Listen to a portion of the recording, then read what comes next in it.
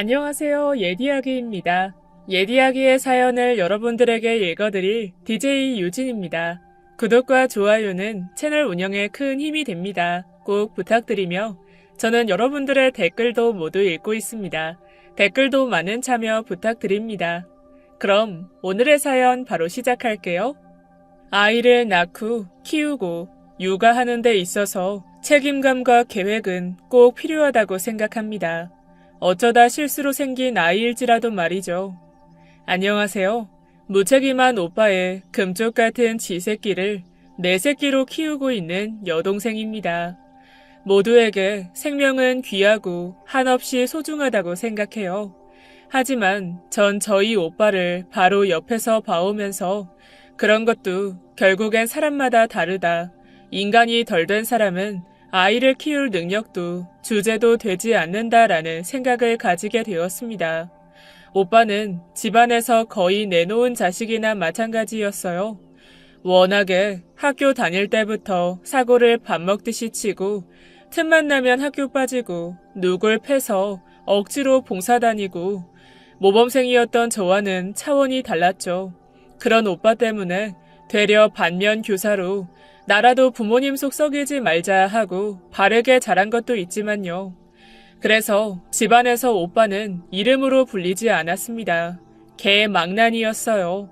가족들이 집안이 조용하면 불안해하곤 했습니다. 개망난이 어디 나가서 사고치고 있는 거 아니냐면서 말이죠.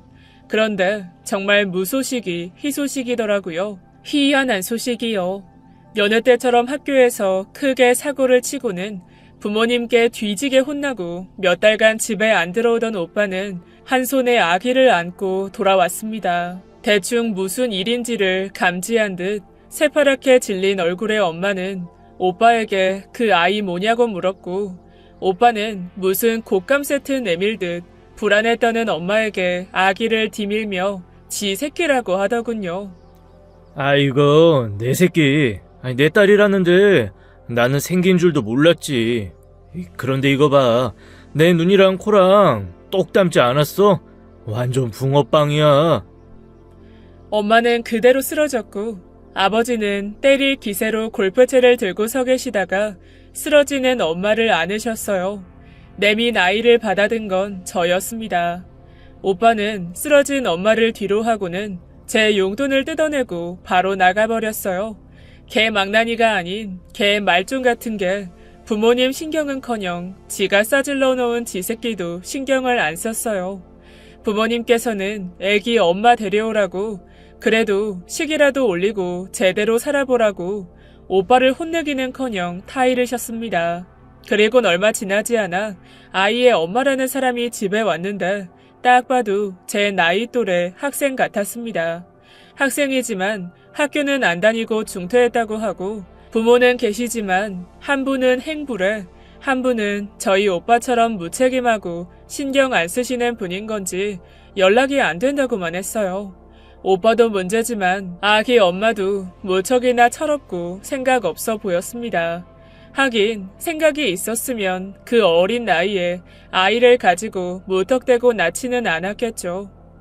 이 결혼, 이게 맞을까 싶었는데 부모님 마음은 저와는 달랐습니다. 얼레벌레 결혼식도 급하게 마련하시고 별의별 노력을 다하셨어요. 남들이 보기에 그래도 자연스러운 보통의 가정처럼 보이려고 애쓰셨죠. 옆에서 제가 보기에 안쓰러울 정도로 말입니다. 반면에 철딱선이 없는 오빠는 그런 부모님의 노력에 별 관심이 없어 보였고 그저 귀찮은 듯한 표정만 가득했어요.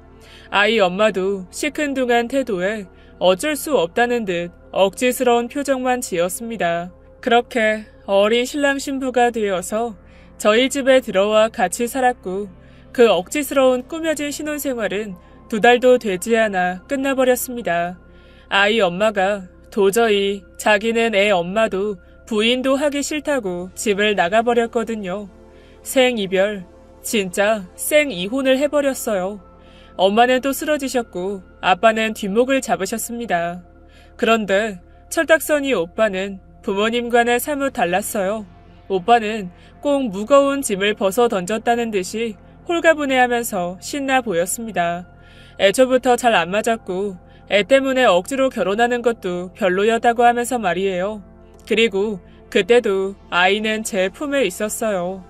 이 애가 무슨 죄인지 저딴 부모 만나서 안타깝고 안쓰러울 뿐이었습니다. 아이도 어렸지만 그 당시 저도 어렸습니다. 그때 막 고2가 되었을 때였으니까요. 그래도 애기 보고 싶어서 학교 끝나면 득달같이 집에 오자마자 애기부터 보고 공부할 때 독서실 가야 하는데 독서실 안 가고 애기 포대에 싸서 안고 놀이터에서 그네 타면서 영어 단어 외우고 그랬었어요. 그래도 고모라고 오빠 딸이라서 그런 건지 이쁘더라고요.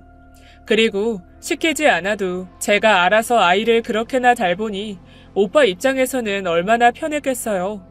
오빠는 성적도 안 돼서 겨우겨우 부모님이 돈 주고 보낸 대학 다니면서 술 처먹고 다니고 노느라 바빴습니다. 그래도 애 아빠니 대학은 나와야 된다면서 곧 죽어도 부모님께서 고집하셨는데 그마저도 졸업장은 못 받았죠. 수업도 제대로 안 들었으니까요. 그러면서도 남들 하는 건 다 하고 싶었는지 차 사달라, 대학 친구들이랑 어울리려면 뭐가 필요하다, 돈 더 달라 난리도 아니었어요. 진짜 저 시키 정신 차리려면 아직 멀었구나 하고 전 무시하기에 바빴습니다. 그런데 그렇게 제가 개무시하는 오빠는 절 이용해 먹기 바빴어요. 이제 고3이 되고 정말 아이 볼 시간이 없었는데 제가 집에 오면 약속이 있다면서 무턱대고 저에게 아이를 안기고는 나가버리기 일쑤였습니다. 부모님께서도 생업이 있으셨기 때문에 저도 어찌할 수가 없었어요. 할 수 없이 아이 밥 먹이고 재우고 기저귀 갈면서 수험 생활을 했어요.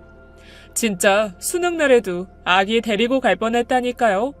그렇게 친아빠인 오빠보다 제 손 뗄 날 없이 조카는 커갔습니다. 제가 오빠에게 아이 좀 보라고 한 소리라도 할라치면 능구렁이 같은 오빠는 늘 요리조리 피해갔어요. 야, 너는 머리도 똑똑한 애가 그렇게 안 돌아가냐? 내가 빨리 나가서 애기 엄마를 물색해야 네가 그 애를 보는 거 그만하지 않겠어? 빨리 새언니감을 데려올 테니까 그만 좀 보채. 그러니까 나 나간다. 아이 때문이라도 빨리 재혼해야 하지 않겠냐면서 저에게 사정을 말하는데 그때는 저도 어렸으니 그 말도 안 되는 말에 수긍했습니다. 조금만 참자, 조금만 봐주자 하는 생각으로 말이죠. 그렇게 제가 어린 나이에 고모가 아닌 보모 역할을 하다 원하는 대학에 가게 되었어요. 진짜 오빠같이 안 살고 부모님 편하게 해드리자는 생각으로 명문대에 학비 고민 없이 갔습니다. 넉넉한 점수로 말이죠. 아시는 분들은 잘 아시겠지만 대학은 입학보다 다니면서 점수 관리 잘하는 게 제일 중요해요. 좋은 대학일수록 졸업이 힘들거든요. 그래서 정말 열심히 해야지 생각했는데 입학 날부터 오빠가 제 첫 스타트를 회방 놓았습니다. 신입생 오리엔테이션에 가야 되는데 그럼 아이 볼 사람이 없다면서 저에게 오리엔테이션 가지 말라고 하는 거예요. 그것만은 절대 안 될 것 같아서 단호하게 절대 안 된다고 하고는 친구들을 처음 만날 기대에 부풀어 가방도 다 싸놓았죠. 그런데 그 다음날 제가 대학교 OT에 가려고 싸놓은 짐가방이 사라져 있는 거예요. 중요한 거 다 담아놓았는데 말이죠. 짐가방은 사라지고 그 위엔 종이 한 장이 달랑 놓여 있었습니다. 미안하다 동생. OT는 다음 생에 가는 걸로. 그 미친 자가 제 짐가방을 들고 날라버린 거예요. 저 진짜 그날 제 인생에서 제일 많이 울었던 것 같습니다. 그래서 엄마께서 달려 나오셔서 저 달래시고 일단 급한 대로 챙겨서 오리엔테이션 가라고 막 등 떠밀고 그러셨어요. 그런데 그때 엄마가 일하시다가 다치셔서 집에서 쉬고 계셨던 터라 제가 가버리면 엄마가 아픈 몸 이끌고 아이를 보셔야 되거든요. 그래서 울음을 삼키면서 괜찮다고 안 가도 되는 자리라고 둘러댔습니다. 그냥 그 새끼 오면 내가 죽인다 하고 이갈고 있었죠.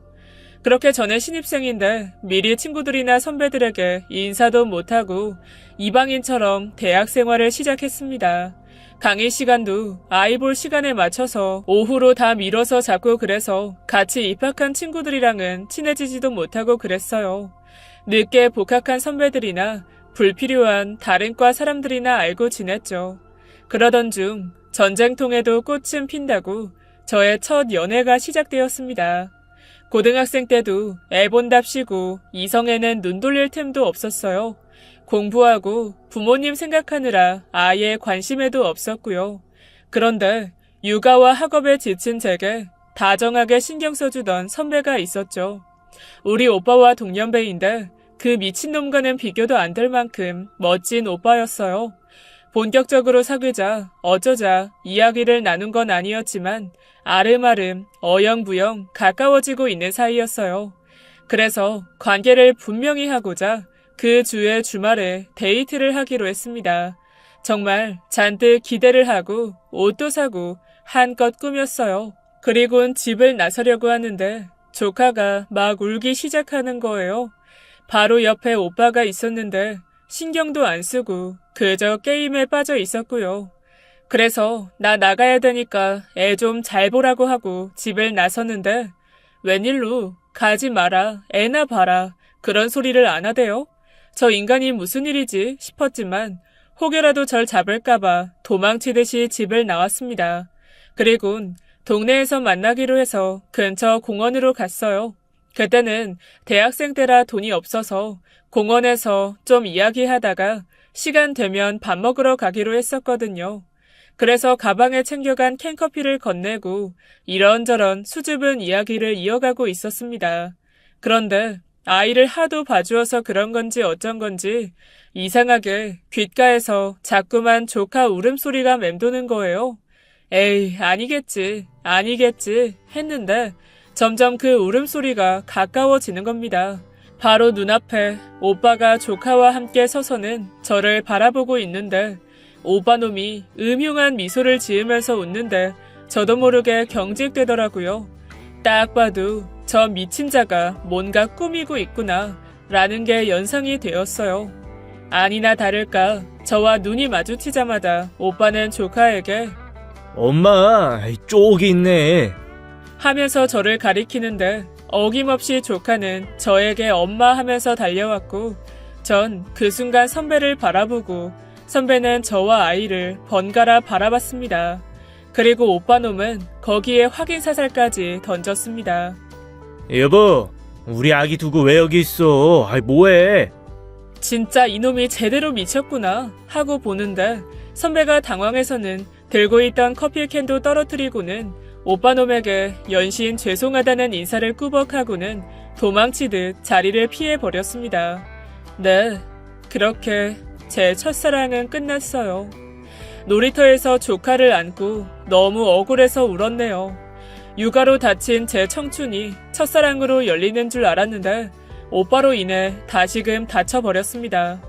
그 후에 그 선배는 수업에서 만나거나 어쩌다 마주쳐도 그저 목례만 하고 저를 차갑게 지나쳐버렸어요. 그렇게 비구니처럼 남자들과는 멀어졌지만 오히려 조카와는 더욱 애틋해졌죠. 태어나서 줄곧 제 손에 컸으니 자연스럽게 저를 엄마라고 부르더라고요. 걱정은 됐지만 내심 좋았어요. 진짜 제 새끼 같았고요. 그러다 저는 대학 졸업을 앞두고 취업 준비를 하게 되었고 취업 준비를 하면서 또 다른 인연을 만나게 되었습니다. 하지만 역시나 그럴 때마다 오빠는 회방을 놓았어요. 저 몰래 제 핸드폰에 온 남자들 연락처를 지우거나 데이트 약속이 있으면 제가 미리 사두거나 찜해둔 옷을 욕실에 담가버리곤 했습니다. 계속 그러니 저도 지쳐서는 연애는 늘 뒷전이었어요. 누군가가 제게 관심이라도 보일라 치면 귀찮은데 떨궈내고 마음이 훤히 보이는데도 모른 척하고는 했습니다. 그러던 와중에 시간은 흘렀고 좋은 취업 자리가 생기면서 갑자기 눈이 번쩍 트였습니다. 제가 직장 때문에 집에서 많이 멀어지면 자연스레 조카 육아에도 멀어질 거고 그럼 저도 자유이고 해방이겠다 라는 생각이 들었거든요. 그래서 일부러 취업하는 곳을 집에서 멀리 떨어진 곳으로 지망했어요. 워낙 수도권과 멀어지다 보니 저처럼 굳이 먼 곳을 지망하는 사람이 거의 없어서 단박에 합격을 했습니다. 너무 기뻤지만 제 속내가 티가 날까봐 가족들에게 한마디 언급하지 않고 요즘 취업 진짜 어렵잖아.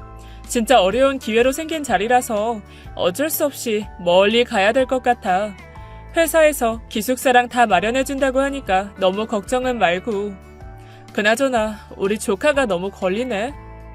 속보이는 말을 몇 마디 건네놓자 부모님께서는 그저 제 몸 걱정이나 하라고 하셨어요. 오빠 놈은 그 와중에 하는 말이 정 그러면 조카를 데리고 가라는 개소리를 시전했어요. 그때는 조카가 좀 자라서 7살이라서 말도 곧잘하고 저랑 장난도 치고 그럴 때였어요.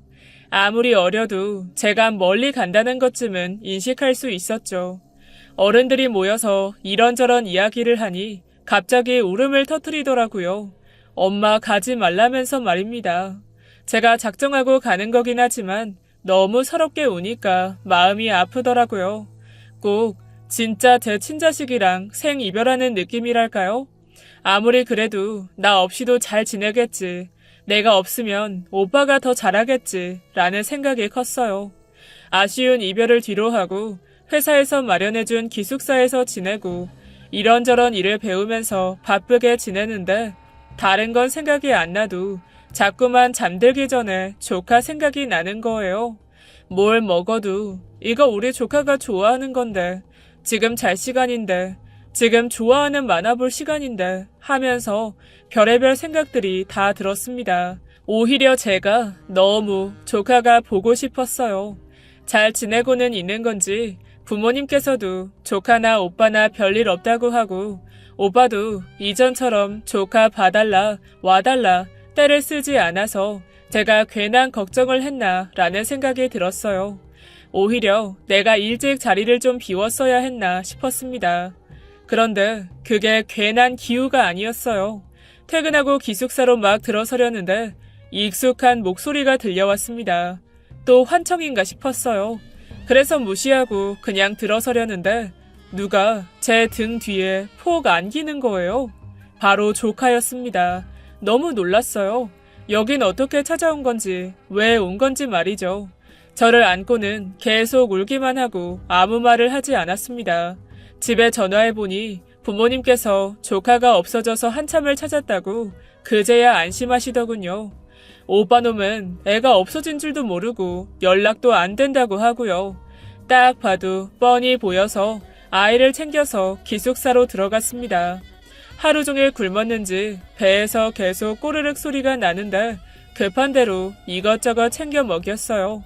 별 소식이 없길래 나름 오빠가 잘 보고 있다고 생각했는데 조카에게 물어보니 거의 방치 수준이었습니다. 아이가 유치원 갔다가 집에 오면 밥도 챙겨주고 챙겨줘야 할 게 한두 가지가 아닌데 아무것도 안 해주고 그냥 컵라면 던져주고 먹고 있으라고 하고는 지는 나가버렸대요. 그리고 조카에게 이런저런 걸 묻다 보니 그 오빠놈이 어린 조카를 데리고 여자들 나오는 술집 룸에도 간 것 같더라고요. 귀찮았는지 지 급할 때는 옆집에 맡기거나 동네 슈퍼에 맡기고 안 될 때는 아이 혼자 집에 두기도 했다고 말이에요.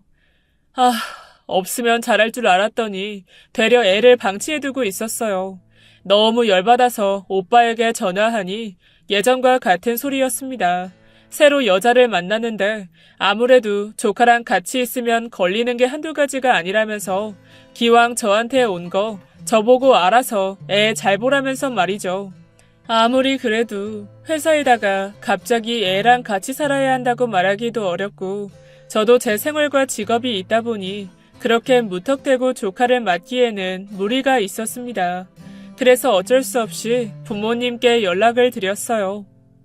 엄마, 미진이 지금 나랑 있는데 데려가 줘야 될 것 같아. 여기 집 회사 사택이잖아. 여기서 내가 애를 어떻게 맡아. 빨리 좀 와서 데려가 줘.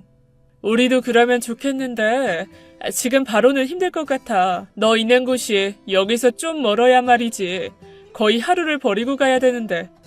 알잖아. 나랑 너희 아빠 하루 벌어 하루 사는 사람인데. 엄마, 그게 지금 나한테 할 소리야? 당장 와서 애 데려가야지. 나보고 지금 어쩌라는 거야.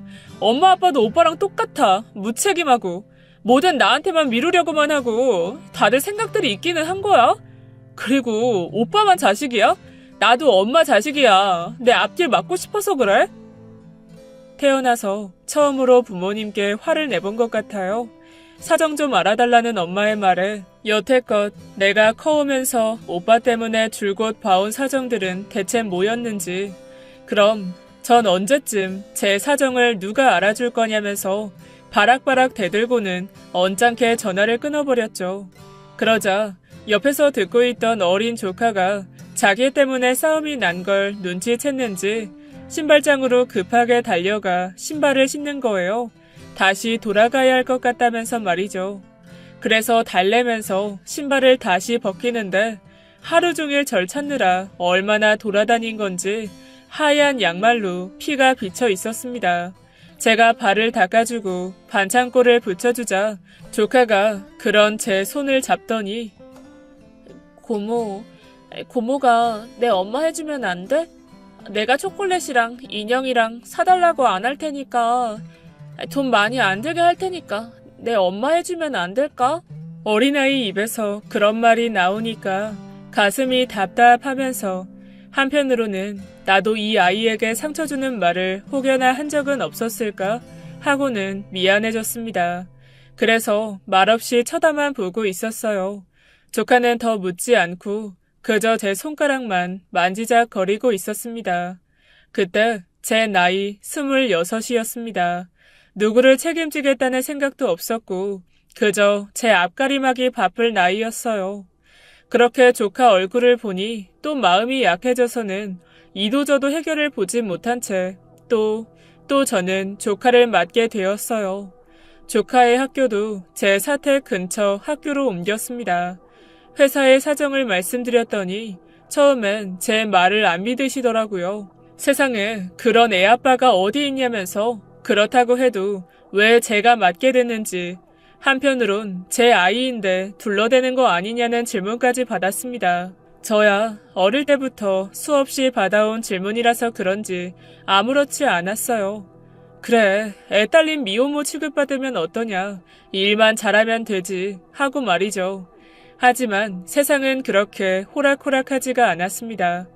회사 내에 제가 애가 있다는 소문이 쫙 퍼지고 잘 어울려서 지내던 동료들이 하나둘 저와 거리를 두기 시작했어요. 유일한 한 사람, 제 바로 위 상사분은 남들과 다르게 저를 챙기셨습니다. 김 과장님, 바로 지금의 제 남편이기도 하고요. 소문으로만 떠들어대기 바빴던 동료들과는 다르게 남편은 제 소문을 철석같이 믿고 있었어요. 정말 제가 애 딸린 미혼모인 줄 알았던 거죠. 그래서 어느 날은 저를 불러서는 저 편하게 생각하셔도 돼요.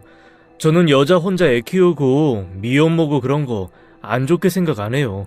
외국 생활을 오래 하기도 했고 저희 어머니도 아버지 없이 저 혼자 키우셔서 고생 많이 하셨거든요. 그래서 그런지 자꾸만 그쪽이 신경이 쓰이네요. 뜬금없는 고백에 당황스러웠어요. 이걸 아니라고 해명하기도 뭐하고 맞다고 하기도 뭐하고 말이죠. 그저 제 아이 아니다, 조카일 뿐이다 라고 다른 사람들에게 말하듯이 대충 말했습니다. 그럼에도 남편은 왕따같이 혼자 지내는 제 곁에 늘 있어 주었어요. 밥 먹을 때도 일부러 저를 불러서 같이 먹거나 쉬는 날에 조카와 보낼 때는 저에게 연락해서 어디 놀러 가자고 하거나 불러냈죠. 물론 조카도 함께 말입니다. 그러면서 자연스럽게 알게 되었어요. 조카가 정말 제 아이가 아니라는 걸 말입니다. 오해 아닌 오해를 하게 되어서 미안하다고 남편은 제게 사과를 했지만 전 되려 그 모습이 너무 좋아 보였습니다. 호감으로 다가왔죠. 그러면서 더 가까워지고 깊은 관계가 되었습니다. 물론 저희 사이에 조카는 늘 있었어요. 연애 초반부터 늘 붙어 다녀서 남편과 조카의 사이도 꼭 아빠와 딸처럼 가까웠습니다. 그러던 어느 날 반가운 소식이 들려왔어요. 그렇게나 자기 딸에게 무관심하고 정신머리 놓고 다니는 오빠가 결혼을 한다는 거였습니다. 저에겐 그 어떤 소식들보다도 크게 반가웠어요. 하지만 그 소식에 조카의 얼굴은 많이 어두웠고 그 계기로 조카를 데리고 집에 돌아가게 되었습니다. 울며 불며 가기 싫다는 걸 겨우겨우 데리고 본가로 갔어요. 그런데 본가에 도착해서 보니 오빠와 결혼한다는 여자는 보이지 않고 오빠는 온 가족을 다 모아놓고 한다는 말이 저기 엄마 아빠, 내가 이번에 만난 여자는 진짜 진지해. 그래서 정말 놓치고 싶지가 않아. 그런데 그 여자가 내가 딸이 있는 거 몰라. 만나면서 진지한 사이가 되면 정말 말하려고 했어. 그런데 사람이 너무 좋다 보니까 놓칠까봐 말이 안 나와서. 내 딸, 엄마 아빠 호적에 올리면 안 될까? 아이 그냥 지금처럼 어차피 나 아빠 목한 거 없었잖아. 안 그래? 제발. 아이 제발 내 소원이야. 내 딸 좀 부탁해. 전 순간 제 귀를 의심했어요. 그간에도 딸이라기보다는 남보다도 못하게 봐오기는 했지만 지금 여자 때문에 지 자식을 버리겠다는 거잖아요. 그렇게 무책임한 사람이 누군가와 평생 가약을 맺는다는 것 자체도 이해가 가지 않았고 더 미치겠는 건 결혼할 여자분이 임신한 상태라는 겁니다. 그래서 아이가 있다는 걸 알게 되면 정말 큰일 날 거라면서 말이에요. 옛날처럼 오빠가 어리면 쥐업해서라도 어떻게 해봤겠지만 이미 나이도 처먹을 만큼 먹었고 그새에 부모님도 많이 늙으셨고 저도 어느덧 30대를 바라보는데 그런 아나무인 오빠를 어찌해야 할지 암담하더라고요. 하지만 그대로 볼 수만은 없어서 입을 열었습니다. 엄마, 아빠, 아무리 그래도 이번 건은 말도 안 돼. 여태 오빠 개망나니 짓 다 받아준 거 그것까지는 이미 지난 거 어쩔 수 없었다고 쳐.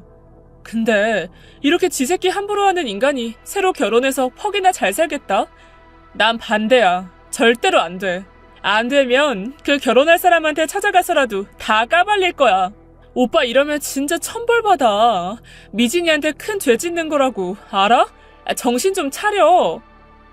제가 인정사정 볼 것 없이 상대에게 모든 사실을 다 말하겠다고 하자 오빠는 눈이 돌아서는 제 뺨을 후려쳤어요. 이제야 좀 좋은 사람 만나서 잘 살아보려는데 제가 초를 친다면서 말이죠. 오빠에게 맞고는 다리에 힘이 풀려 바닥에 엎드려 있었는데 방 안에 있던 조카가 뛰쳐나와서는 바로 오빠를 마구 때렸습니다. 그 고사리 같은 손으로 말이에요. 엉엉 울면서 우리 고모 때리지 말라고 아빠 나쁘다고 우는데 오빠에게 맞은 건 하나도 아프지 않았지만 조카의 눈물이 참 매웠어요. 저도 모르게 눈물이 나더라고요. 그렇게 조카를 가슴에 안고 울고 있다 보니 답이 떠오르더라고요. 조카는 오빠 아이가 아니다. 내 아이나 마찬가지다 하고 말입니다. 그 길로 아이 손을 잡고는 바로 제 집으로 와버렸어요. 오빠의 결혼이고 나발이고 알아서 하라고 내지르고는 전 결혼식에도 가지 않겠다고 선언했습니다. 물론 조카도 같이요. 부모님이나 오빠나 당연히 저에게 유구무원 할 말이 없으실 테니 닥달하거나 찾아오시지는 않았어요. 결혼식 소식이나 그 어떤 연락 없이 깜깜무소식이었어요. 어쩌면 제 눈치를 보고 있었는지도 모르겠네요. 조카의 호적은 일단 부모님 밑으로 들어갔습니다. 오빠가 결혼을 서둘렀거든요. 서류상 남아있으면 혼인신고할 때 걸릴 게 뻔하니 급하게 술을 써둔 거겠죠. 전 혼인한 상태가 아니었기 때문에 제가 맘대로 아이를 제 아이로 둘 수 없었습니다. 그렇게 조카가 내 여동생이 되어 있던 참에 조카의 담임 선생님께서 제게 호출을 하셨어요.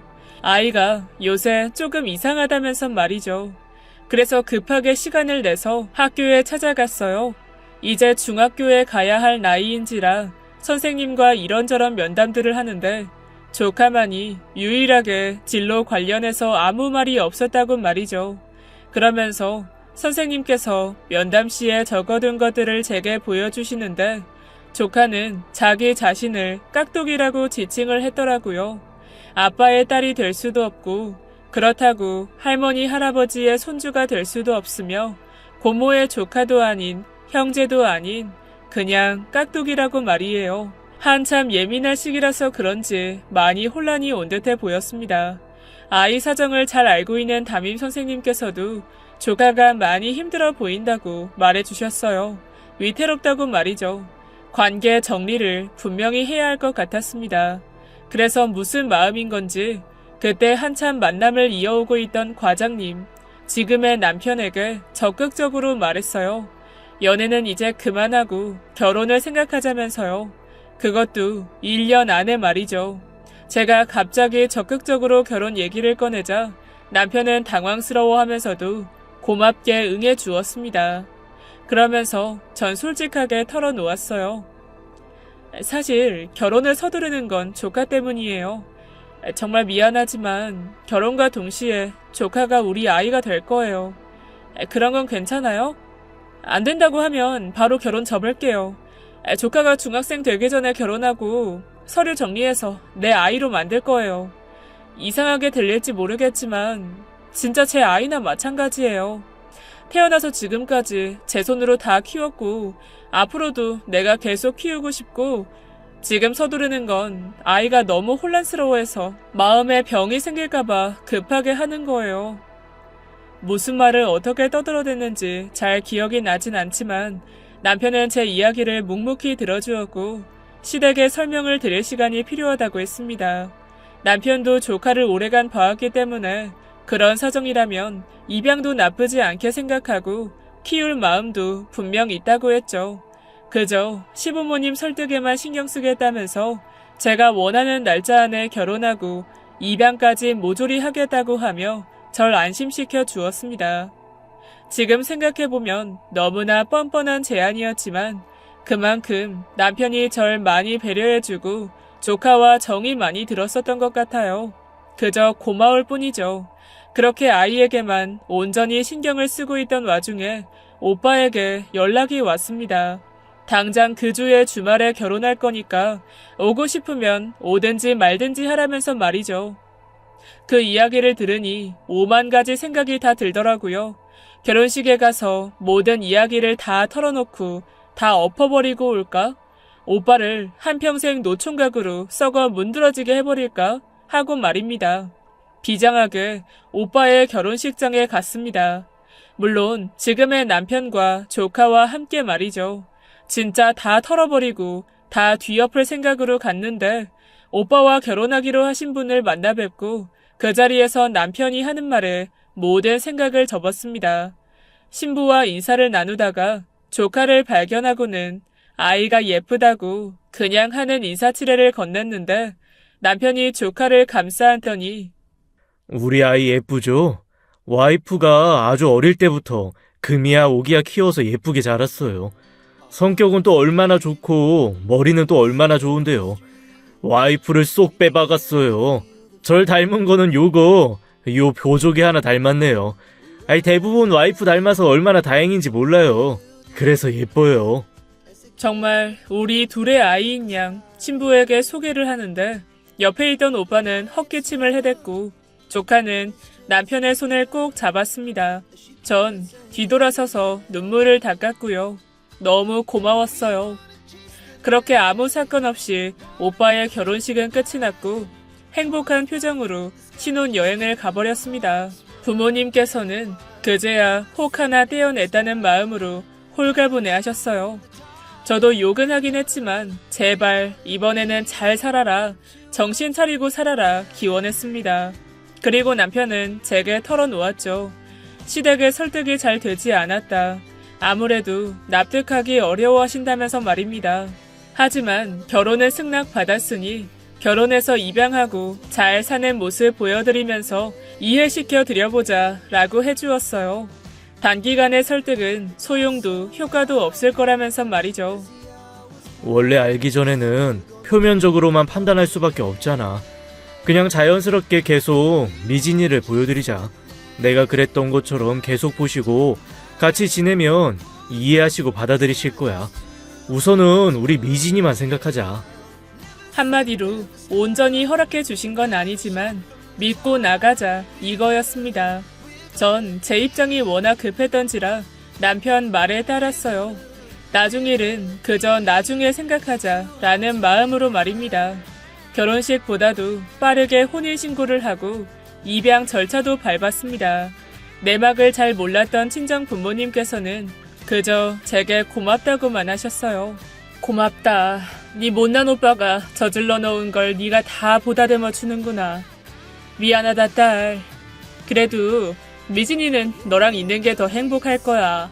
낳은 정보다 키운 정이 더 큰 법이긴 하지. 그러니 네 오빠네에는 계속 묻어두자. 굳이 알려줘서 좋을 건 없을 것 같은데. 네가 좀 더 네 오빠 좀 봐줘. 고맙고 미안해 하시면서도 결혼한 오빠가 혹여라도 아이 때문에 또 헤어질까봐 불안해 하셨습니다. 저보다 오빠만 생각하신다기보다는 워낙 개차반으로 살아왔으니 흠을 숨겨서라도 오빠가 제정신으로 다른 가장처럼 살아가기를 바래서였을 겁니다. 예전엔 서운했지만 적어도 부모님은 모자란 오빠가 남들처럼 살기를 지속적으로 노력하셨던 것 같아요. 회사 근처에 집을 마련하고 남편과 조카와 함께 새 둥지에 필요한 것들을 사고 정말 가족 같아졌습니다. 중학교에 들어서면서 조카는 왠지 모르게 더 활발해지고 말이 많아지기도 했어요. 점점 호칭을 달리 부르기도 했죠. 전에는 남편에게 늘 어색하게 아저씨 했었는데 남편이 계속해서 학교에 데려다 주니 어느 날은 하교하고 멀리서 달려오는데 자연스럽게 남편에게 아빠라고 부르면서 친구들에게 인사를 시켜주더랍니다. 그리고 제게는 어느샌가 고모라는 호칭은 없어지고 아예 절 지칭하지 않고 어물쩍 필요한 말만 했었는데 중학교 들어가고 우리 가족 셋이서 처음으로 맞는 아이의 생일에 제게 말해주었습니다. 엄마, 그동안 키워줘서 너무 고마웠고 앞으로도 엄마한테서 안 떨어질 거야. 내 고모로 와서 엄마가 되어줘서 너무 고맙고 사랑해. 제가 품고 낳은 것은 아니지만 제가 줄곧 키워오고 같이 교감한 세월이 길어서 그런지 조카가 저 같고 제가 조카 같고 그랬어요. 그게 결국은 가족이 될 수밖에 없었던 과정이었던 것 같아요. 지금은 제 남편의 성씨에 정말 남편의 보조개를 쏙 닮은 우리의 아이입니다. 그리고 아이의 친부인 오빠는 외국에서 본인의 가정에 충실한 채 살고 있어요. 오빠의 자식이었던 우리의 아이가 오빠의 조카가 되어버렸죠. 그렇다고 비난하거나 책망하지는 않아요. 지금은 되려 제 아이가 되게 해준 것을 고맙게 생각하고 있습니다. 지금까지 예디하기였습니다. 끝까지 함께해주신 여러분 진심으로 감사드리며 전 내일 이 시간 다시 돌아올게요. 감사합니다. 안녕하세요. 예디하기입니다. 예디하기의 사연을 여러분들에게 읽어드릴 DJ 유진입니다. 구독과 좋아요는 채널 운영에 큰 힘이 됩니다. 꼭 부탁드리며 저는 여러분들의 댓글도 모두 읽고 있습니다. 댓글도 많은 참여 부탁드립니다. 그럼 오늘의 사연 바로 시작할게요. 안녕하세요. 저는 50대 중반 여성으로 온 집안 대소사를 다 책임지며 살고 있는 엄마이자 아내, 며느리입니다. 가정이나 회사에서 그런 사람 꼭 있죠. 무슨 일 생기면 가장 먼저 나서서 굳은 일 다 떠안는 사람이요. 그런 사람 보면 어떤 생각이 드세요? 왜 이런 걸 묻냐면 제가 그런 사람이기 때문입니다. 전 어려서 부모님을 일찍 여의고 결혼도 조금 일찍 했어요. 그래서 시댁 식구들을 내 식구련이 여기고 살기 시작했는데 그때 겪은 일들이 여전히 어제 일처럼 생생합니다. 전 결혼해서 처음에 가만히만 있으면 중간은 간다는 말도 들었고 누구한테는 또 가만히 있으니까 가만히로 보이냐는 말도 들었어요. 그러다 할 말은 하는 며느리가 되었고 굳은 일이 있으면 도맡아 하는 총대 매는 역할을 하게 되었습니다. 시댁 식구들과 제가 어떻게 한 가족이 될 수 있었는지 그 이야기를 해보고 싶어서 채널 문을 두드렸습니다. 전 집안 형편은 어려웠지만 사이좋은 부모님 밑에서 외동딸로 사랑받으면서 자랐어요. 집은 가난해도 부모님과 제가 모여 앉으면 대화가 끊이지 않는 분위기였죠. 어머니 아버지는 형편이 어려우셔서 많이 배우지는 못하셨는데 배우고자 하는 열정은 높은 분들이셨습니다. 길가에 누가 내놓은 전집이나 책들, 버린 신문 한 장도 지나치지 못하셨어요. 꼭 갖고 오셔서 집에서 읽으셨죠. 거기서 끝난 게 아니라 저한테도 읽어보라고 하셨고 읽으면 또 칭찬을 많이 해주셔서 자연스럽게 어릴 때부터 독서를 많이 하게 되더라고요. 그래서 학교 공부도 곧잘 했던 것 같아요. 하지만 제가 중학교에 올라가고 어머니가 간암으로 돌아가시게 됐어요. 수술비, 병원비가 많이 들어갔는데 엄마는 하늘나라로 가시고 집안 형편은 더 어려워졌죠. 그 후 아버지와 단둘이 살아가게 되었지만 그래도 함께 있으니 괜찮았습니다. 엄마가 그리우면 아버지와 밤새도록 엄마 얘기를 했어요.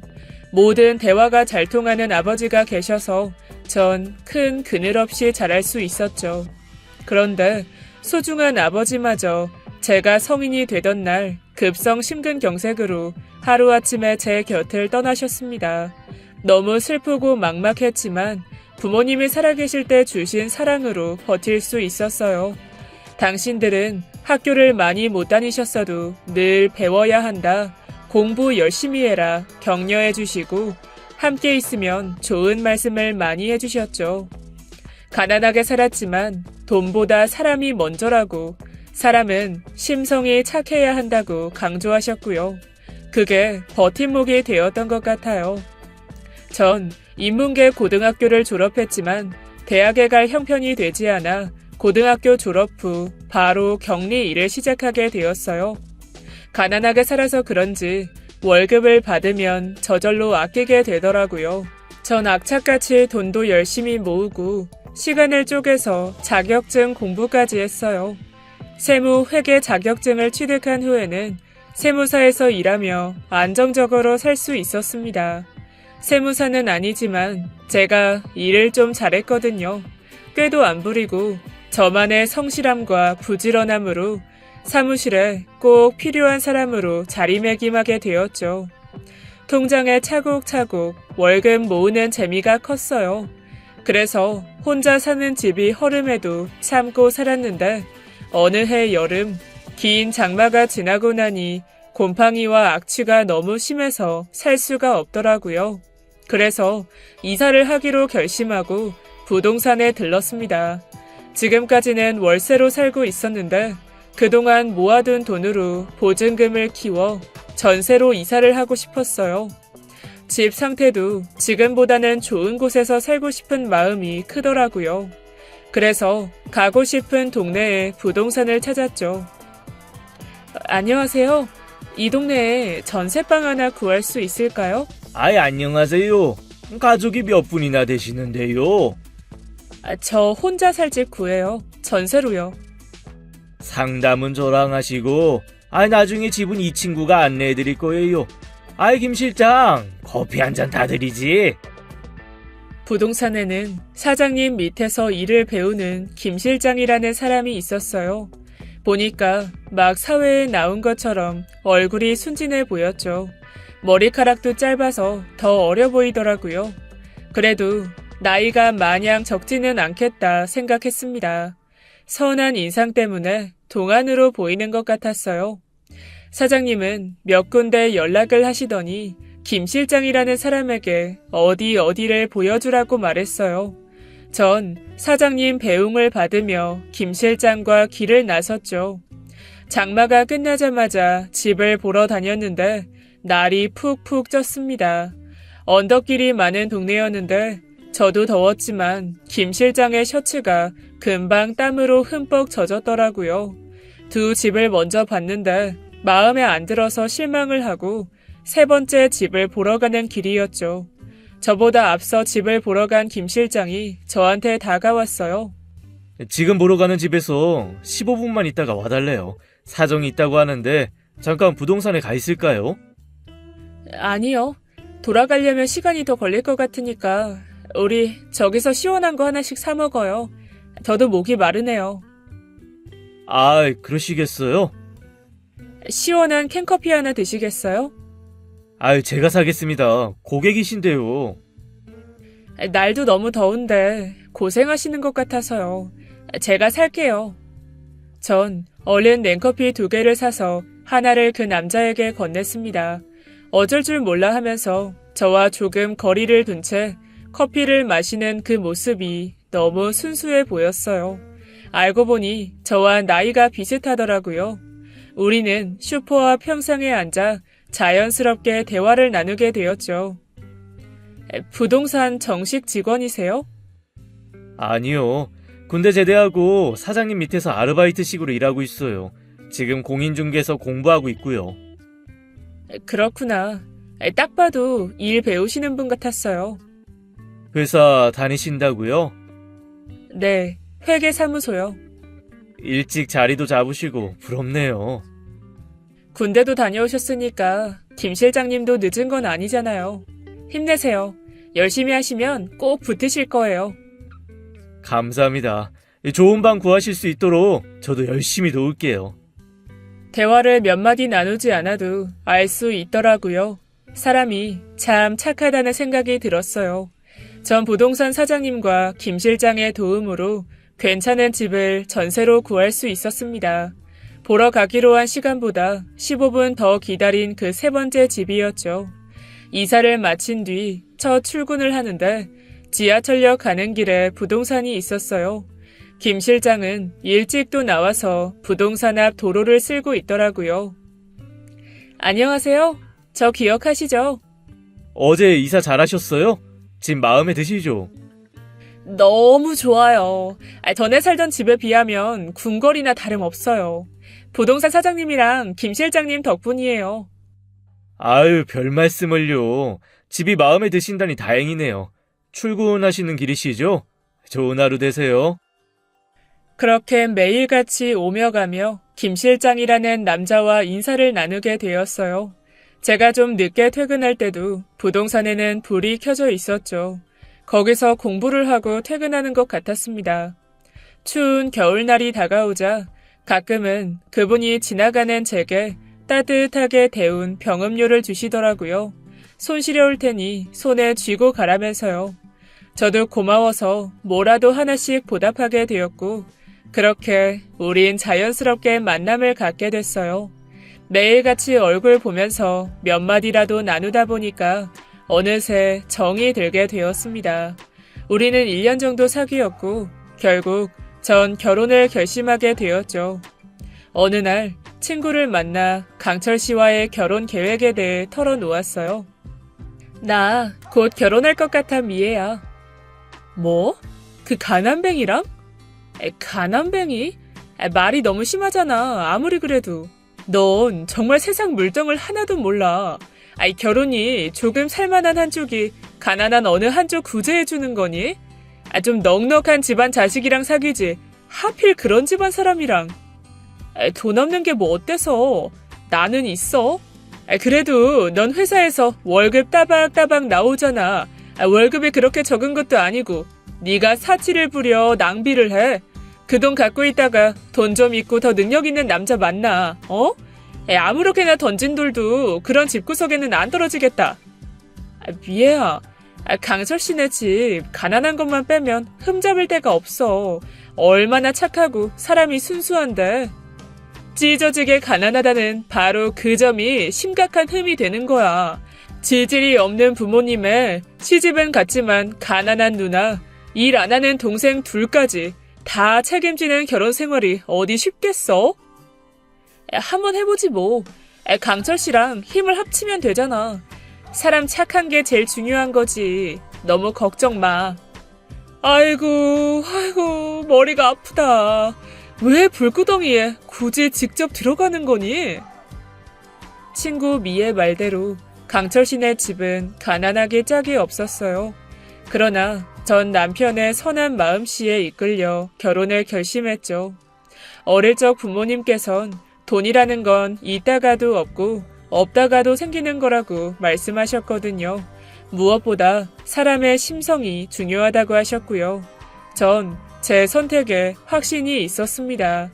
남편은 평생을 어려운 형편으로 살아왔어요. 4남매 중 둘째로 태어난 남편은 가족 중에 유달리 책임감이 강했죠. 그래서 중학생 때부터 돈 되는 일은 조금씩이라도 하면서 컸다고 했어요. 시아버지는 도자기 공장에서 일하고 계신데 집에 빚도 많고 벌이도 좋지 않아 형편이 쉽게 나아지지 않는 모양이었어요. 시어머니도 40대 때부터 남의 집 살림을 하고 계시고요. 위로 하나 있는 누나는 결혼해서 근처에 사는데 형편이 좋은 편은 아니라고 들었죠. 밑으로 고등학교를 졸업한 여동생 남동생이 있는데 둘 다 뚜렷하게 하는 일 없이 부모님이 벌어온 돈으로 지낸다고 하더라고요. 그런 어려운 집안 형편 탓에 둘 다 각자 번 돈으로 결혼을 하게 되었죠. 신혼집은 시댁에 있는 동네에 그나마 좀 깨끗한 전세를 얻어 시작하게 되었습니다. 갖춘 것 없이 거의 빈몸으로 시작한 우리 부부는 그래도 행복했어요. 서로 선한 마음 하나 보고 결혼했으니 더 크게 바랄 게 없었던 것 같아요.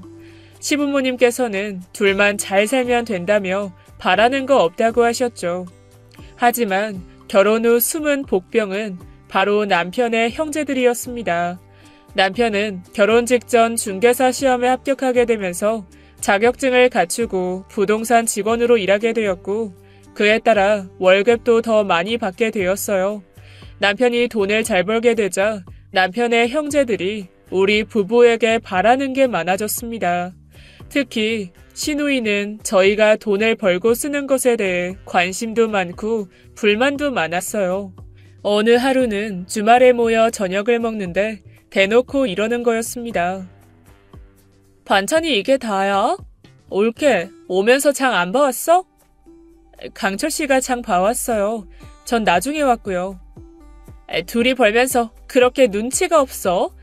미리 강철이한테 소고기도 좀 사고 꽃게도 사고 그러라고 코치를 해야지. 너무 성의가 없는 거 아니야? 무슨 말씀이세요 그게? 아니 그동안 내가 아무 말 안 하고 있었는데 좀 그렇다. 올케 결혼할 때 우리 부모님 뭐 받은 게 있어야지. 혼수라고 티도 안 나게 해와놓고. 그때는 그래 강철이 버는 돈이 적어서 그냥 넘어갔어. 근데 지금은 상황이 다르잖아. 둘이 맞벌이해서 여유도 있을 텐데 이제라도 우리 부모님한테 잘해야 되는 거 아니니? 중간에서 시부모님이 형님을 말리셨어요. 그래도 형님은 끝까지 말을 하셨죠. 전 황당해서 일단 듣고 있었고요. 우리 부모님 생신 때 못해도 봉투에 50만 원은 넣어와. 고기랑 과일도 넉넉하게 사오고 최고 좋은 걸로 알았어? 그걸로 혼수 못 해온 거 대신하는 셈 쳐. 좀 지나친 요구라고 생각했습니다. 형님이 안 그러셔도 저 시부모님께 나름대로 잘하고 있었거든요. 그래도 처음 몇 번은 그냥 넘어갔죠. 시어머니가 시누이 말 신경 쓰지 말라며 저에게 미안해하셔서 저도 한 귀로 듣고 한 귀로 흘리려고 했어요. 그래도 큰 시누이는 시부모님 옷을 사드려라, 생활비를 더 올려드려야 한다며 참견도 많고 제가 기분 나쁠 얘기를 해도 서슴없이 하더라고요. 그뿐만이 아니었습니다. 어느 날은 퇴근하는데 집에 불이 켜져 있는 거였어요. 남편은 분명 오늘 좀 늦는다고 해서 내가 불을 켜놓고 나왔나? 했죠. 그런데 들어가 보니 남편의 남동생과 여동생, 시동생들이 말도 없이 집에 들어와 라면을 끓여 먹고 있는 거였습니다. 현관 도어락 비밀번호는 남편이 알려줬다면서 저한테 미안한 기색도 없었어요.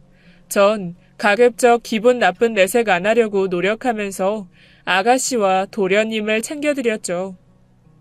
도련님, 아가씨 오셨어요? 갑자기 어쩐 일이세요?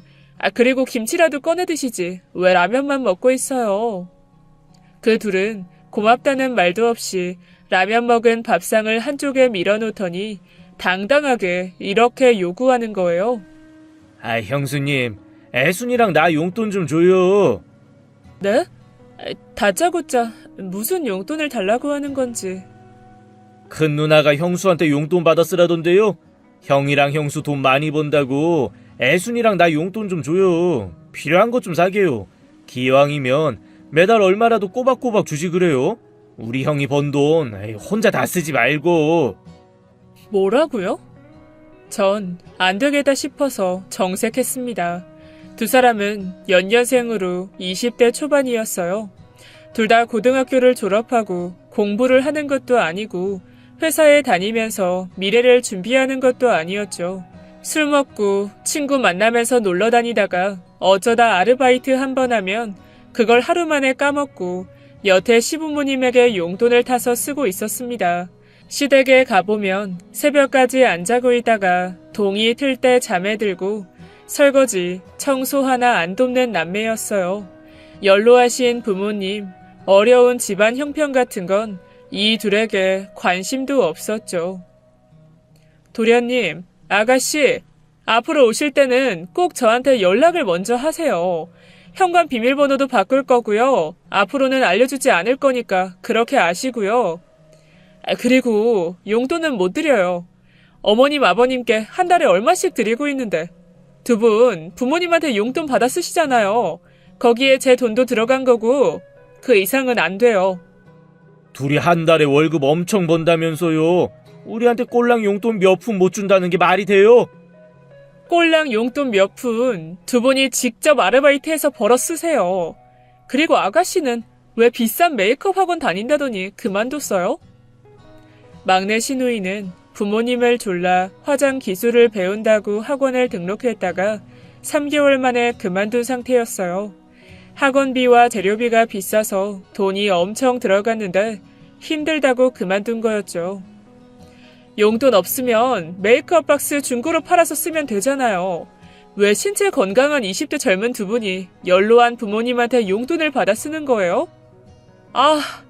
주기 싫으면 말아요. 오빠, 가자. 용돈 주기 싫은가 봐. 잔소리나 하고. 그래, 가자. 다시 여기 오지 말자. 안녕히 가세요, 두 분. 그 일 이후 남편은 동생들에게 좀 시달렸던 것 같아요. 제가 슬쩍 남편 문자를 보니까 형수 독하다. 형은 결혼 잘못한 것 같다는 둥 제 욕을 실컷 했나 보더라고요. 전 가급적 신경 쓰지 않으려고 했어요. 대신 시동생들한테는 언제 진로 얘기를 진지하게 해보자고 문자를 보냈죠. 공부를 하고 싶거나 취업을 하고 싶으면 도와줄 수 있으니 그때는 언제든 연락하라고 했습니다. 그러나 제 문자를 그냥 무시하더라고요. 전 직장을 다니면서도 평일에 한두 번은 시댁에 들려 저녁도 먹고 주말에도 꼭 가곤 했어요. 시어머니와 장도 같이 보고 시댁에 고장난 물건이 있거나 집을 고쳐야 하면 남편과 상의해 같이 처리했고요. 억지로 한 건 절대 아니고 다 좋은 마음으로 했죠. 저는 부모님이 두 분 다 돌아가셔서 그런지 착하신 우리 시부모님에게 더 마음이 갔습니다. 정말 법 없이도 살 분들이셨어요. 뭐 하나라도 더 챙겨드리고 싶었죠. 또 시부모님 두 분 다 엄살을 모르는 분들이시라 아픈 곳이 있으셔도 말씀을 안 하세요. 그럴 때면 눈치껏 한의원도 모셔다 드리고 안마기도 사드리고 했습니다. 그러나 남편의 형제들은 제가 미운 눈치였어요. 시부모님을 진심으로 좋아하고 잘 챙기고 있는데 시누이와 시동생들은 절 못마땅해하고 셋이 툭하면 제 뒷담화를 하는 것 같더라고요. 특히 큰 시누이는 가끔 전화로 제 속을 뒤집었죠. 올케, 엄마 집에 가보니까 안마기 있더라. 그거 얼마짜리야? 그건 왜 물으시는데요? 그런 짜잘한 거 말고 아예 안마기를 하나 사드리는 게 어때? 그건 너무 비싸요, 형님. 가격 아세요? 넌 참 말을 곱게 안 한다. 우리 부모님 여태 고생하셨는데 돈 잘 버는 아들 며느리가 그거 하나 못 해줘? 네, 그건 좀 과하다고 생각해요. 저희가 또 무슨 돈을 그렇게 많이 번다고 그러세요? 난 과하다고 생각하지 않는데? 너희만 잘 살지 말고 가족도 좀 챙겨. 그리고 주말에 엄마 집에 가서 상 좀 거하게 차려놔. 갈비찜도 하고 회도 좀 떠놓고 봉투에 용돈도 좀 두둑하게 넣어드려. 한 30만 원쯤? 왜요? 왜요? 넌 우리 집 며느리 맞니? 그날 우리 부모님 결혼기념일이잖아. 그 정도는 당연히 해야 되는 거 아니야? 제가 어머님 아버님한테 따뜻한 내복이랑 목도리 사서 이미 드렸어요. 어머님이 결혼기념일 같은 거 안 챙겨도 된다고 앞으로는 이런 거 하지 말라고 하셨고요. 그리고 얼마 전에 도련님 생일상 제가 차려드렸잖아요. 무슨 상을 또 차려요? 야, 너 시누이가 웃음니? 너 우리 부모님 뒷방 늙은이 취급하기만 해봐. 내가 두 눈 똑똑히 뜨고 보고 있어. 이런 일들이 자주 일어났어요.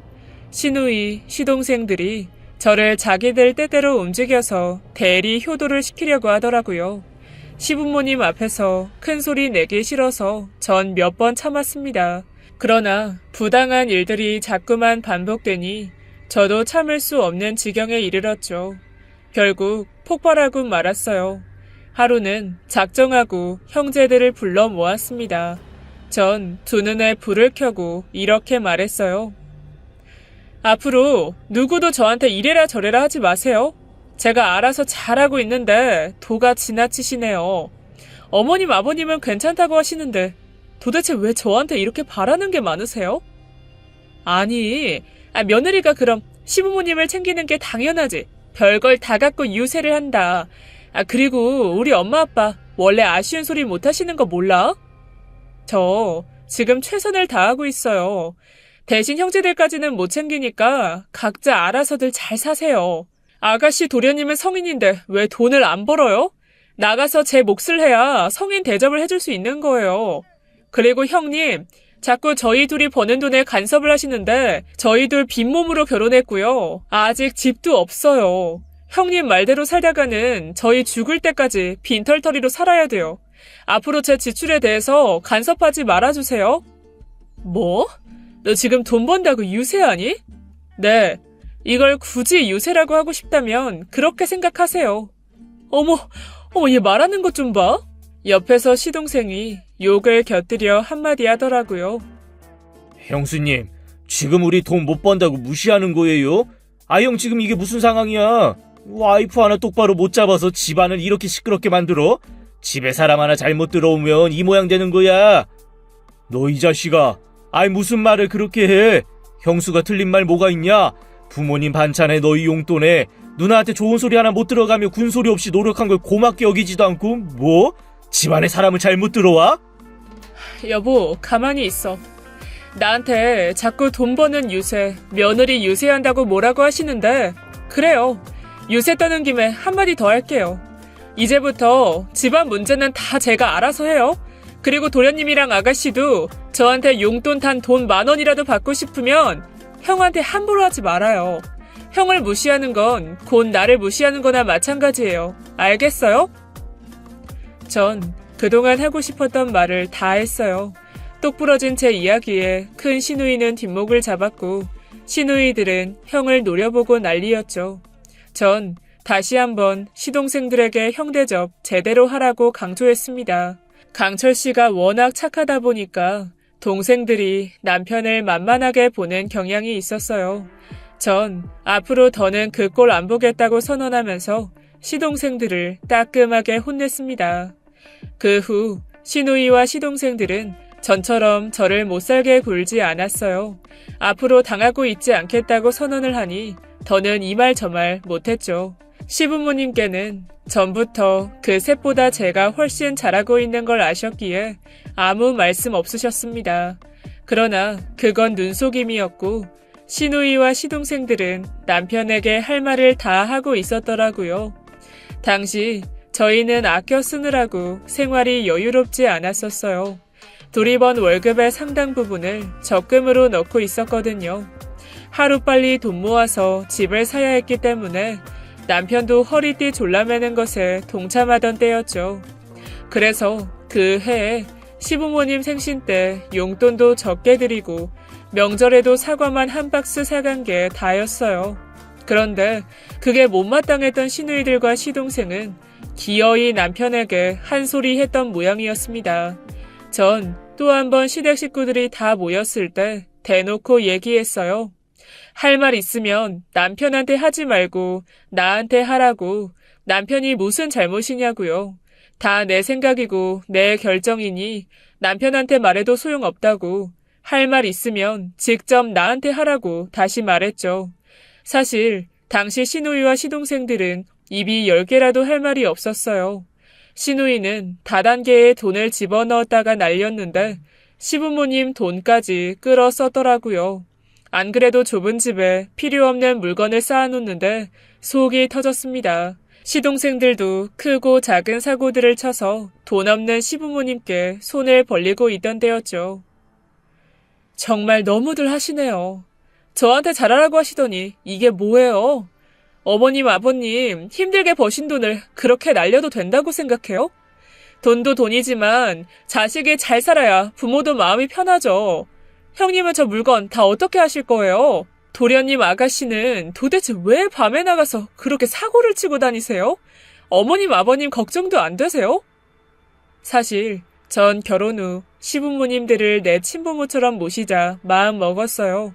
뵐수록 더 잘해드리고 싶었고 건강하게 오래 사셨으면 했습니다.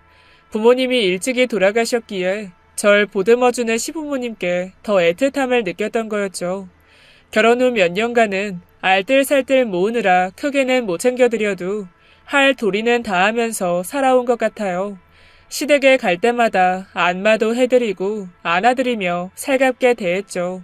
물질적으로나 정서적으로나 전 시부모님에게 최선을 다했습니다. 시부모님도 그런 저를 싹싹하고 예쁘다며 좋아하셨고요. 형제들과의 트러블이 있었을 때도 시부모님은 저를 원망한 적이 단 한 번도 없었어요. 전 어떻게든 이 가정을 잘 꾸려나가고 싶은 마음밖에 없었습니다. 시누이들과 시동생도 하루빨리 철이 들어 각자 제 몫을 하며 살기를 바랬죠. 그러던 중 일이 생겼어요. 시아버지는 도자기 공장에서 힘든 일을 하셨는데 회사가 문을 닫으면서 직장을 잃게 되었습니다. 마땅한 일자리가 없어서 결국 임시로 일용직 일을 시작하게 되었는데 이마저도 60대가 넘어가니 일을 받기가 쉽지 않아 점점 돈을 버는 일이 어려워지셨어요. 시어머니는 건강이 좋지 않으신데도 여전히 남의 집 살림을 해주는 일을 하고 계셨죠. 어머니는 40대 때부터 가정부 도우미로 생계를 유지하셨습니다. 몸을 너무 혹사하셔서 시어머니는 사실 관절도 좋지 않으시고 팔도 자주 아프다고 하셨어요. 병원에서 팔을 너무 많이 써서 그렇다며 쉬어야 한다는 말까지 들으셨죠. 어머니, 이제는 좀 쉬셔도 되지 않을까요? 이러다 건강 더 상하시면 어떻게 해요? 아니다. 일이 있으면 더 해야지. 죽을 때까지 자식들한테 손 벌리지 않고 사는 게 내 목표고 꿈이야. 일이 있으면 해야지. 쉴 수는 없어. 그러나 어머니는 팔 통증이 악화되어 결국 일을 그만두셔야 했어요. 한 달 정도 쉬시면서 팔이 조금 낫는 듯 하자 다시 마트 화장실 청소 일을 시작하셨죠.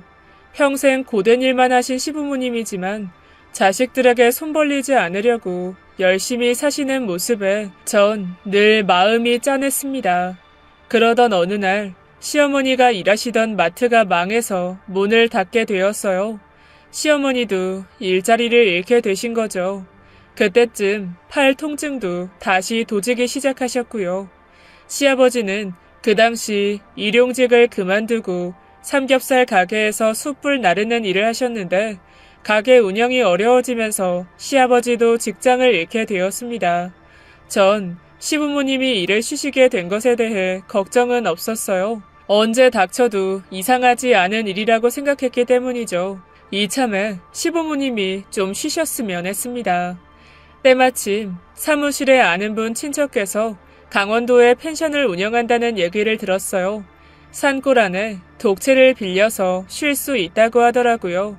가격은 좀 있지만 온천도 할 수 있는데 그 물이 관절염에 또 효과가 좋다는 걸 알게 됐죠.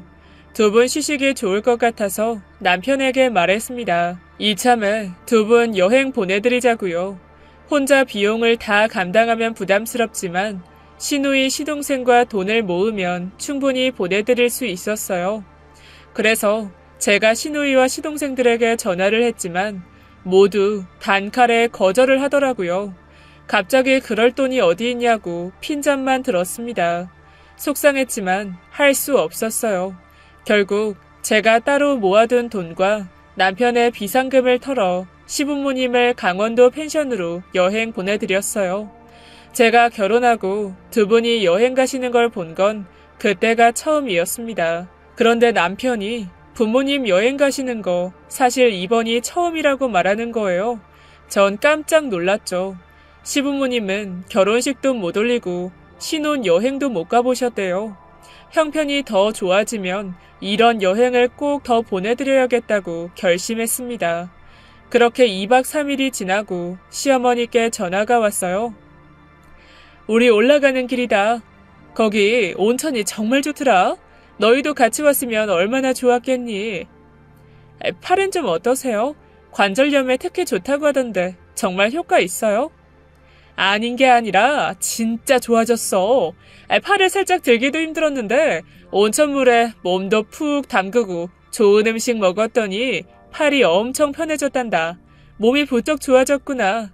고맙다. 너희 덕분에 호강하고 가는구나. 좋으셨다니 다행이에요, 어머니. 제가 집에 가서 된장찌개 끓여 놓을게요. 저녁은 저희랑 같이 드세요. 뭘, 내가 가서 할게. 넌 쉬어. 아니에요.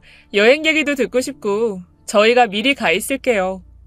전 남편과 팔짱을 끼고 시부모님 댁으로 갔어요. 미리 청소도 해놓고 된장찌개 끓여서 밥도 지어 놓았죠. 그러나 두 분은 도착하실 시간이 한참이 지나도 오질 않으셨습니다. 걱정이 돼서 전화를 걸어도 받지 않으셨고요. 그리고 늦은 밤이 되어서야 전화를 한 통 받았어요. 고속도로에서 사고를 당해 응급실에 실려가셨다고요. 남편과 저는 정신없이 병원으로 달려갔습니다.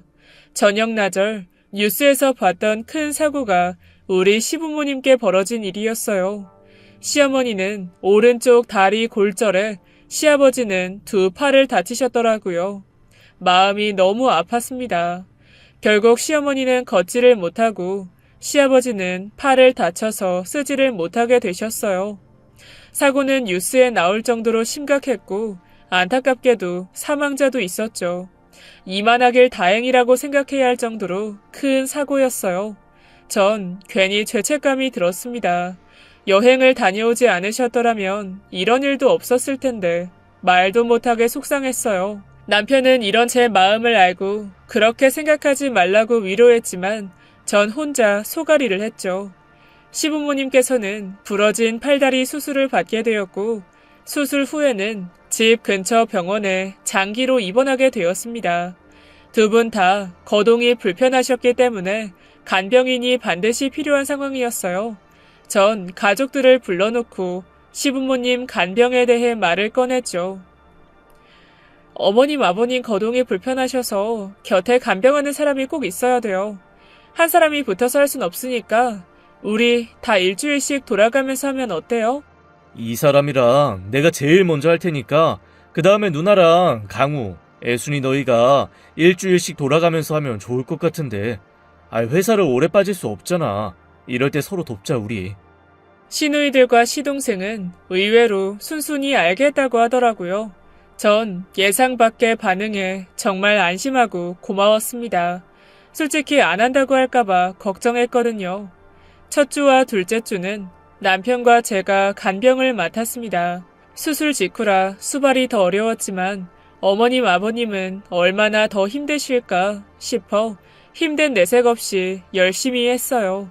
평소에도 자식에게 패끼치기 싫어하시던 두 분은 제 눈도 못 마주치셨죠.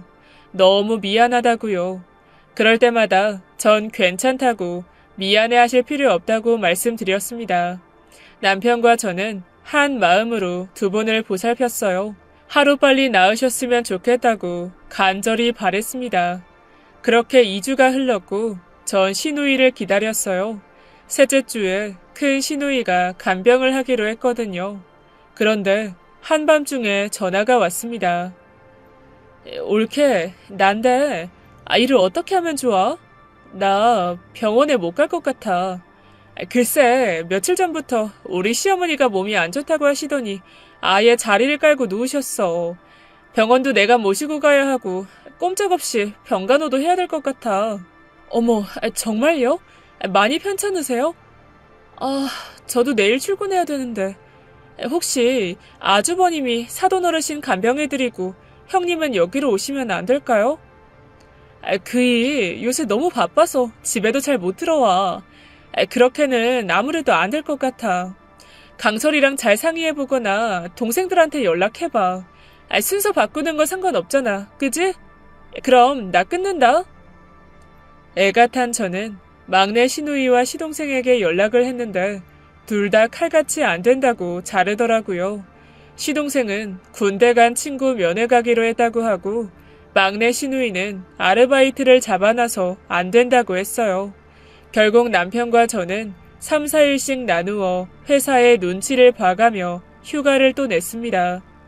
그런데 더 기가 막힌 건 그런 일이 셋째 주에만 일어난 게 아니었다는 거죠. 이후에도 오기로 한 남편 형제들은 온갖 핑계를 대며 간병을 저희에게 미뤘어요. 하지만 뒤늦게 알고 보니 큰 시누이와 시동생들이 댔던 변명은 다 거짓말이었습니다. 부모님 간병하기 싫어서 꾀를 부린 거였죠. 남편은 저에게 너무 미안해했고 전 저대로 화가 많이 났어요. 어쩌면 그럴 수 있는지 분통이 터졌습니다. 시부모님도 상황을 눈치채시고는 저에게 더 면목 없어 하셨고요. 전 남편 형제들의 도움받기를 포기하고 아예 회사에 6개월간 휴직계를 냈어요. 회사 사람들은 제 사정 얘기를 듣더니 기가 막혀 하더라고요. 대표님은 저에게 걱정 말고 이따가 때 되면 복직하라고 해주셨습니다. 위로금까지 주시면서요. 오랫동안 성실하게 일해왔던 저를 모두가 믿어주었고 시부모님의 쾌유를 빌어줬죠. 이럴 때 보면 또 무정한 가족보다 남이 더 낫나 싶더라고요. 그렇게 제가 휴직계를 내니 시부모님 간병에 잡음이 생길 게 없었습니다. 전 6개월간 시부모님을 집에 모시면서 병원 진료, 물리치료도 다 모시고 다녔어요. 시부모님들은 다른 자식들은 나 몰라라 하는데 며느리가 너무 고생한다며 미안해하셨죠. 시간은 차차 흘러 시어머니도 어느 정도 걸으시고 시아버지 팔도 거의 다 나아갈 때쯤이었어요. 하루는 남편이 퇴근길에 약밥을 사왔더라고요. 제가 가장 좋아하는 음식이 약밥이었습니다. 찹쌀을 물에 불려서 찐 다음에 핵설탕, 참기름, 대추, 진간장, 밤을 넣고 다시 찐 약밥은 저 어릴 때 엄마가 많이 해주시던 간식이었어요. 집에 대추나 밤이 없어도 엄마는 찹쌀과 참기름, 간장만으로도 맛있게 잘 해주셨어요. 제가 남편이 사온 약밥을 반가워하고 허겁지겁 먹는 모습을 그날따라 시어머니께서 유심히 보시더라고요. 왜 그렇게 급하게 먹어? 물 마시면서 천천히 먹지. 체할라. 네, 어머니도 드세요. 이거 진짜 맛있네요. 금방 쪘나봐요. 너 약밥 좋아하니? 저 어릴 때 친정 엄마가 많이 해주셨거든요. 엄청 좋아해요. 네가 이렇게 약식 좋아한 줄 알았으면 진작 많이 좀 만들어줄 걸 그랬다. 시어머니는 제 등을 가만가만 두드리시며 안쓰러운 듯이 말하셨습니다. 전 괜찮다고 먹고 싶을 때 한두 개 사 먹으면 된다고 말씀드렸죠. 그 사이 시간은 흘러 저도 6개월간의 휴직 기간이 끝나 복직을 하게 되었어요. 두 분은 전처럼 자유롭게 팔다리를 쓰시지는 못해도 어느 정도 도움 없이도 움직이실 수 있게 되었습니다. 그 정도만으로도 전 정말 기뻤죠. 집안에서도 조금씩 살살 움직이시라고 신신당부를 하고 전 다시 출근을 했어요. 회사 일에 치이며 바쁘게 지내던 어느 날 퇴근을 해 시부모님 댁에 와보니까 제가 좋아하는 고소한 냄새가 집에 가득했습니다. 알고 보니 어머님 아버님께서 약밥을 만들고 계신 거였어요. 골절이 많이 나아져 움직이실 순 있어도 거동이 완전히 편해진 건 아니었는데 두 분이 힘을 합치셔서 약밥을 만드신 거죠. 어머니, 이게 다 뭐예요? 직접 하셨어요? 네 시아버지랑 같이 했어. 하나 먹어봐라. 입에 맞을진 모르겠다. 너무 맛있는데요? 지금까지 먹어본 약밥 중에 이게 제일이에요. 그렇게 맛있냐? 아이, 고생한 보람이 있네. 그럼요. 정말 눈물 날 만큼 맛있어요. 아버님, 어머님, 고맙습니다. 언제 이런 걸 다 하셨어요? 먹다 보니 거실 한켠에 보자기가 펼쳐져 있고 그 위에 소쿠리가 놓여 있었어요. 시어머니께서 그걸 곱게 싸시며 말씀하셨습니다. 따로 챙겨둔 약밥은 내일 친정엄마 가져다 드리자고요. 그동안 너무 바빠서 친정엄마 기일이 다가온 줄도 몰랐던 저는 눈시울이 붉어졌습니다. 솔직히 많이 놀랐고 시부모님께 큰 감동을 받았죠. 그 일은 두고두고 잊지 못해요. 1년이 넘는 재활 끝에 시부모님들은 일상생활이 가능해지셨어요. 전 시부모님께 같이 살자고 말씀드렸지만 시부모님은 두 분이서 사는 게 더 편하다고 하셨죠. 그 후로 전화도 더 자주 주고받고 안부도 전하며 여전히 잘 지내고 있습니다. 그리고 큰 변화가 있어요. 시부모님 간병 이후 시누이들이며 시동생이며 제 앞에서는 효도의 효자도 안 꺼내더라고요. 무슨 일만 생기면 저에게 다 알아서 해달라고 합니다. 집안의 대소사를 내게 믿고 맡기는 형제들은 이제 저를 인정해주는 분위기예요. 하루는 모처럼 가족들이 다 모였을 때 시아버지가 선물이라며 종이 한 장을 내밀었어요. 가족들에게 하나씩 나누어 준 건 6개의 숫자가 한 줄 찍힌 1,000원짜리 로또였습니다. 아버님, 무슨 일로 로또를 사셨어요? 이런 거 관심 없으셨잖아요. 재미로 한번 사봤다. 아이, 맞춰봐라. 다들 조용히 숫자를 맞춰보는데 갑자기 시어머니께서 환호성을 질렀죠. 이거 봐요. 나 3등 됐네. 어머니, 정말요? 이건 우리 며느리 가져. 내 선물이다. 아니에요. 아버님이 어머님 주신 거잖아요. 이걸 왜 절 주세요? 전 깜짝 놀라 안 받겠다고 했는데 가족 누구도 그럼 내가 대신 가지겠다는 사람이 없었어요. 예전 같으면 시누이들과 시동생이 서로 갖겠다고 난리였을 텐데 조용했습니다.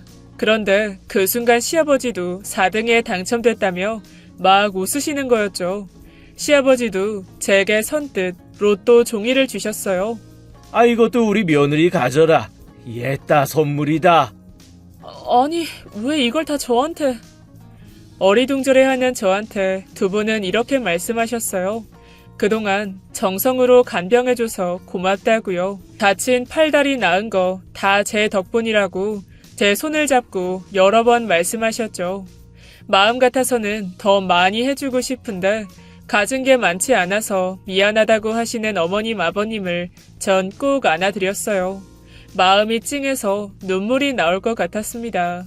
그때였어요. 올케, 고마워.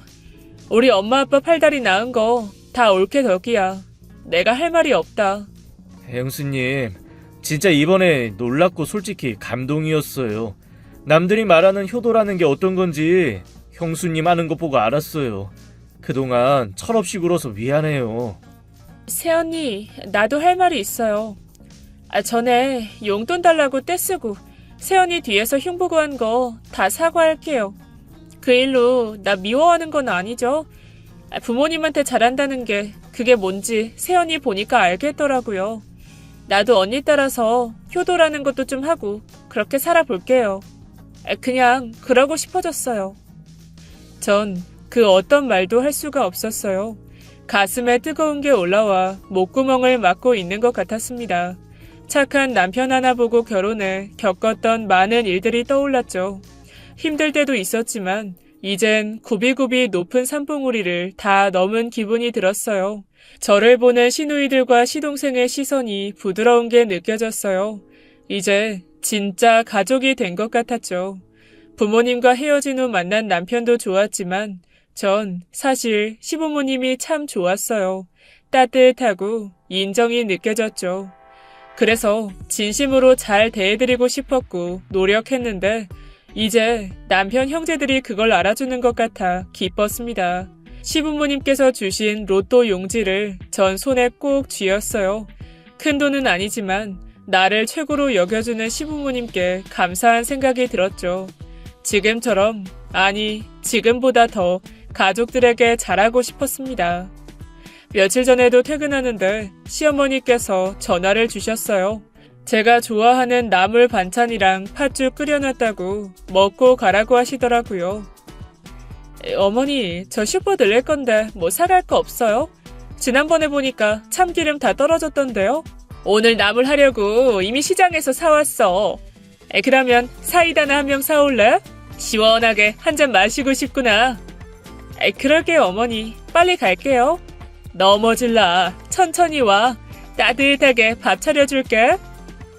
전화 밖에서 시아버지가 저를 걱정하는 소리가 들려왔어요. 뛰어오다 넘어지면 안 된다고 저 재촉하지 말라는 시어머니를 향한 잔소리였죠. 우린 벌써 다 먹었다. 급할 거 하나도 없고 건널 때 자조심하고. 알았냐? 네, 아버님. 걱정 마세요. 퇴근하는 발걸음이 가볍습니다. 저를 기다려주시는 어머님, 아버님을 떠올리니까 피곤이 싹 사라지는 것 같아요. 얼른 가서 따뜻한 밥상 앞에 앉고 싶습니다. 하늘에 계신 우리 엄마 아빠가 저 사는 모습 보면 뭐라고 하실까요? 엄지손가락을 힘껏 들어주실 것 같네요. 제 이야기는 여기까지입니다. 긴 사연 들어주셔서 감사하고요. 여러분도 가족과 함께 행복한 날들 되시길 바랍니다. 지금까지 예디약이었습니다. 끝까지 함께해주신 여러분 진심으로 감사드리며 전 내일 이 시간 다시 돌아올게요. 감사합니다.